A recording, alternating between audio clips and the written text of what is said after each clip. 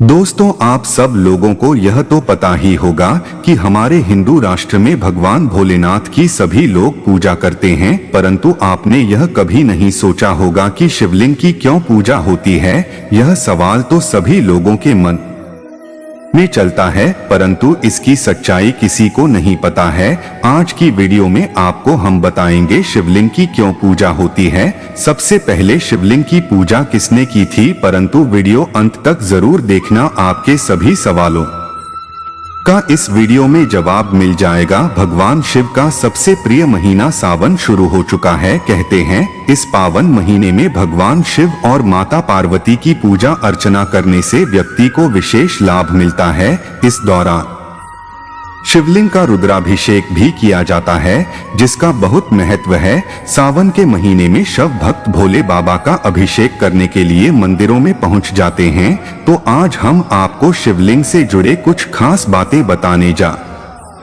रहे हैं। हम आपको बताएंगे कि शिवलिंग की पूजा सबसे पहले किसने की थी और इसका क्या महत्व है। शिवलिंग की उत्पत्ति और पूजा को लेकर अलग अलग पौराणिक कथाएं मौजूद हैं। आइए जानते हैं क्या है शिवलिंग पूजा की कथा।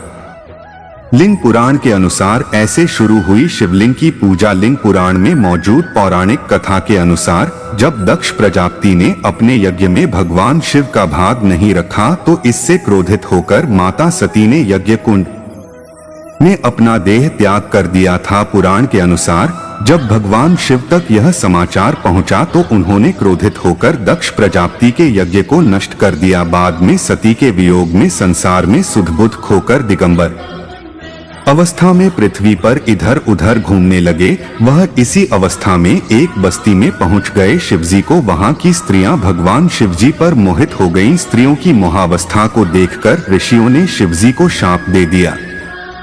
शाप से भगवान शिव का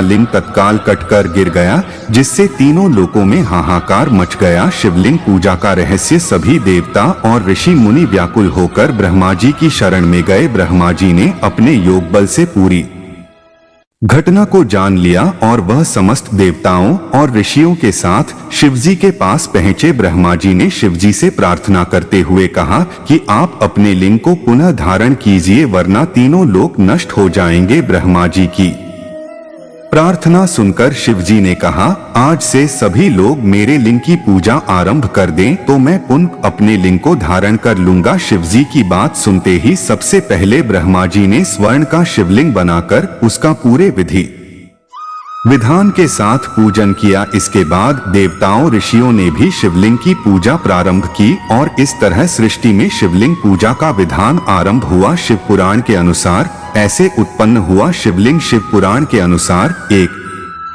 बार ब्रह्मा जी और विष्णु जी के बीच श्रेष्ठता को लेकर विवाद हो गया। उनके विवाद बहुत ज्यादा बढ़ गए। तब अग्नि की ज्वालाओं से लिपटा हुआ एक अग्निपुंज प्रकट हुआ। यह अग्निपुंज भगवान ब्रह्मा और भगवान विष्णु के बीच आकर स्थापित हो गया। इसके बाद आकाशवाणी हुई कि जो भी इस अग्निपुंज के आदि अंत का पता लगा लेगा वही श्रेष्ठ होगा। ब्रह्मा और विष्णु ने 1000 वर्षों तक इसका रहस्य खोजने की कोशिश की, लेकिन नाकामयाब रहे। निराश होकर दोनों देव फिर से वहीं आ गए जहां से वह अग्निपुंज के आरंभ और अंत का पता लगाने चले थे। वहां आने पर उन्हें ओम की ध्वनि सुनाई दी और परब्रह्म रूप में भगवान शिव प्रकट हुए। इन्होंने अग्निपुंज का भेद बताया और ब्रह्मा विष्णु ने इनके अग्निपुंज को प्रणाम किया। ब्रह्मा विष्णु की प्रार्थना पर वह अग्निपुंज एक लिंग रूप में परिवर्तित हो गया, जिसकी ब्रह्मा और विष्णु ने पूजा की।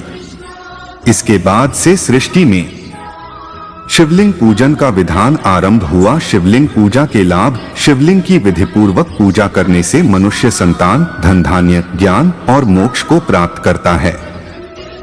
जिस स्थान पर शिवलिंग का पूजा होता है वह तीर्थ न होने पर भी तीर्थ बन जाता है। जो मनुष्य किसी तीर्थ की मिट्टी से शिवलिंग बनाकर उसका 1000 बार, लाख बार या फिर करोड़ बार पूजन करता है, वह साधक पुण्य प्रभाव से शिवस्वरूप हो जाता है। वहीं जो मनुष्य तीर्थ की मिट्टी, भस्म, गोबर और बालू का शिवलिंग बनाकर एक बार भी उसकी विधि पूर्वक पूजा करता है, वह व्यक्ति स्वर्ग में निवास करता है।